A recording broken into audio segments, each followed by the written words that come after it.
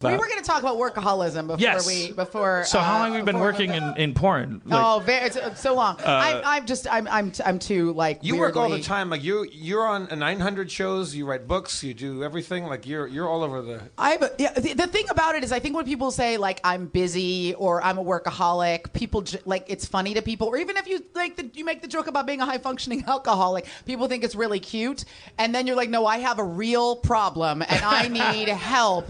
Like I do. It's clear to me that I could use like several meetings about my work. I've just started to broach that in therapy where I'm like, I left the drinking thing behind. I finally have enough. Tell me how that went for you.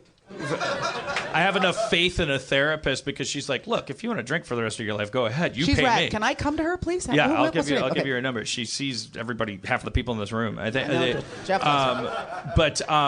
She was like, but you have yet to acknowledge your workaholism, and that was like a real threshold for me because I would always go like, she would go like, she wouldn't say you're a workaholic. That's conversation's not going to go anywhere. She's like, she would say this stuff, and I would go like, are you implying I'm a workaholic because I'm not getting enough done?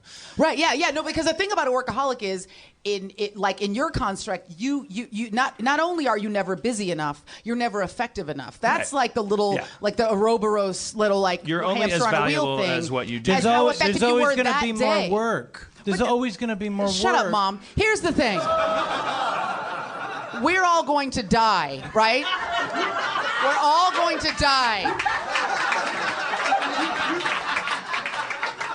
And that affects people differently, right? Some people think, we're all going to die, so what's the point? Or we're all going to die, so let me get wasted. My particular approach is we're all going to die, so I should be doing more shit. Like, I'm not doing enough shit. Like, when I'm lying on my deathbed, I'll be like, why didn't I do all the shit? I only did half the shit. Yeah. You know? I think that's a really simple response to I'm going to die. And one of the... Makes perfect sense, right? Yeah. Do more shit. Grow your hair really long and bang it around. Fucking, you're on fire, you. And you stole my outfit. Just real quick, one of the women in either hair or makeup at Whose Line, I just walked out of the room, and I was like, we're just talking about stuff and podcasts, and they're like, I'd love to get Aisha on, and they're like, don't you dare ask her to do another thing. Because I also have like shitty boundaries too. I'll like show. I mean, I want to do stuff. Of course, I'll show up. She does enough stuff. Like leave. Like, give her some rest. The most frightening thing to me, and I don't know if this is this way for either of you, is like looking at my calendar and having like a free day. Like most people are like, I'm frightening, but also to me it's like running your tongue over a place where a tooth's supposed to be. Yes. It's like fucking orgasm, but also like I'm dying. Right. Yeah. Like, yeah. There's what the fuck? Something Saturday wrong. and nothing, and then you're just like, like I'll just run around until it's like raw and bleeding. The coolest. I mean, I knew I was your I don't know, doppelganger. We do look alike. Like whatever, fraternal twin. Yes. When I saw like when you talked about your thing about when you saw Rocky, or like your whole thing about boxing, when it's like it doesn't matter how many times you get hit. It's not how hard you hit. It's how hard you can get hit and keep moving forward, which is a quote from Rocky Balboa. It has nothing to do with how much of a badass you are. Like, I'm the biggest, I'm the baddest, my dick is so huge, although my dick is enormous. It's just like how tenacious you are, because the fact of the matter is you're going to fail no matter what. There is no avoiding failure, right? It is literally laying in the road waiting for you to pull up in front of it, like an episode of The Walking Dead where you pull up and there's a car in the middle of the road, motherfucker, you about to get shot. It's more about how many times can I recover? You know what I mean? And everybody who's successful isn't successful because they're magic. They're successful because they're like a junkyard dog. And it's almost stop. as if you will never be a good person until you've empirically proven it by subjecting yourself to acid test after acid. That is true too. Yeah, there is something. There is some like self-satisfaction in the like, I'm the toughest person out here. You cannot break me. Even if you say, okay, you have the job, then I'll get fired. Right. Like, this is all going to end at any minute. So I've got to have so many jobs that even if I got fired from 9 of them, there's a 10th one at serving that frozen shit at Press Juicery. Like, I'm going to have one job left, which brings me to why I'm here. No, I like literally I have a week off this year. I have 1 week off for all of 2016, and I decided I was going to direct a movie in that hole. In that 10-day hole. I'm serious. I was like, fuck it. Like, why wait until next year or the year after to make my life a living hell? So I have a Kickstarter campaign because, as you know, people love giving money to black people, and they love even more giving money to women. So everyone's like, you're a Hollywood lady. You know, just go get your Hollywood friends to give you money. I don't know. When's the last time you saw a black female film director? Meep, meep, meep, mop. Wait, so, that was radar sweeping. That was it. I thought, or a really shitty cricket impression. I thought that's what black people think cricket sounds like. Yeah, exactly. That's how black people say cricket. That's how dejected they are. Yes, exactly. These people don't have crickets. Will you please go to Aisha's Indiegogo page? Give black people a chance to hear crickets. Baby, I'm so poor. For $45 a month, you can send Aisha to a farm where crickets live. Where she can understand how crickets actually sound. I grew up in the city. I want our other guests to know that we haven't forgotten about them. No, we haven't forgotten about them. Anyway, that was all I wanted to say. Was it's really well, interesting. let's get specific and then bring them out about because this is your. Did you kickstart Harmontown? Did you kickstart the movie Harmontown? No, I would never be caught dead kickstarting. No. Oh!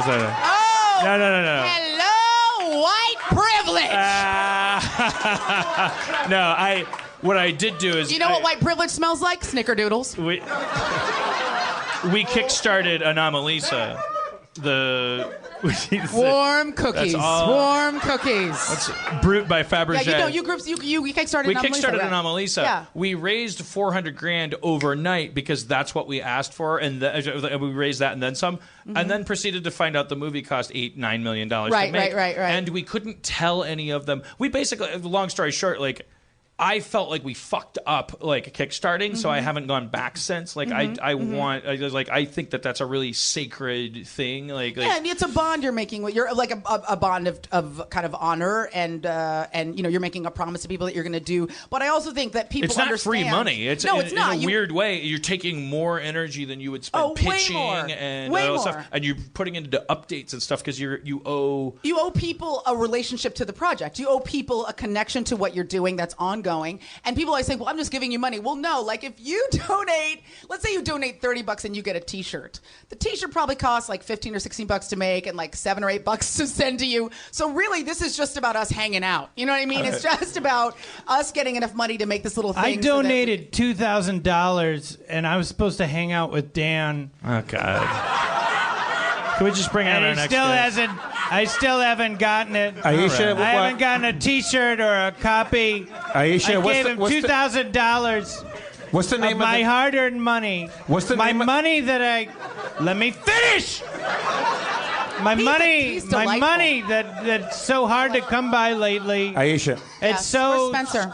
And Dan will not have dinner. What's the name of the film? What's the name of the Kickstarter so people can locate this? Oh, absolutely. The movie's called Axis, and you can just go to Kickstarter and put in and type in Black Lady. I'm the only one on Kickstarter, by the way. I don't know what Black Kickstarter is. Axis, Indiegogo. Aisha Tyler. Yeah. You can find or it. Or just my socials, Facebook, Twitter, Instagram, Tumblr. Aisha Tyler is and you my think handle. you're so much of a workaholic, you think you can direct a movie in 1 week? Yeah, I do. You're out of your mind. How long is the film?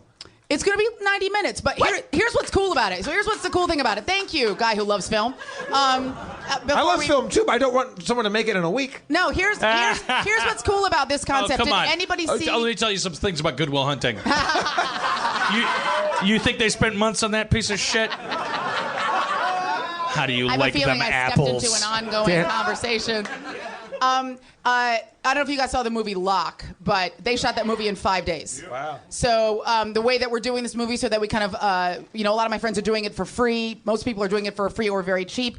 We're rehearsing it for the next 2 months and then shooting the entire movie every day like a play, all the way through from beginning to end. Wow. That way we can adjust and pivot every night, what worked, what didn't, go back and fix that the next day. And by the end, we'll have shot the movie 9 times in a row, and then we'll choose the best takes from each all day. bets are off now, because did you see Louis' thing? Thank you. I'm a problem solver. I should have known there would be applause there. I started talking. But did you see Louis C.K.'s thing? It was at Horace and Pete. What's it called? I mean, very experimental on the surface of it, where you're like, I should, full disclosure, I have not seen it. I'm quoting my girlfriend. He's describing it, but he hasn't actually watched it. But she cool. watched it, and she's like, it's like he shot in a black box theater or something. She got hopelessly addicted to it. It turned from comedy to drama. I mean, Louis C.K. is out there like doing whatever the fuck enters his head, taking full advantage. And he of used the his, new... it was another thing where he kind of did it on his own, so he could do whatever he wanted because he didn't have a studio going. I don't understand why he has feelings. Right. Could he be good at his job? He's not likable. People like dogs. Yeah, exactly. I don't want him to be human. I want him to look like something that I might want to eat off a plate with syrup. So if we could just... Could we have two black guys come in and just like fuck him with just big black dicks? But then not stay. No conversation. Just walk in because and walk they're out. fun. Because they're fun. They like their job. Is Kevin Hart available?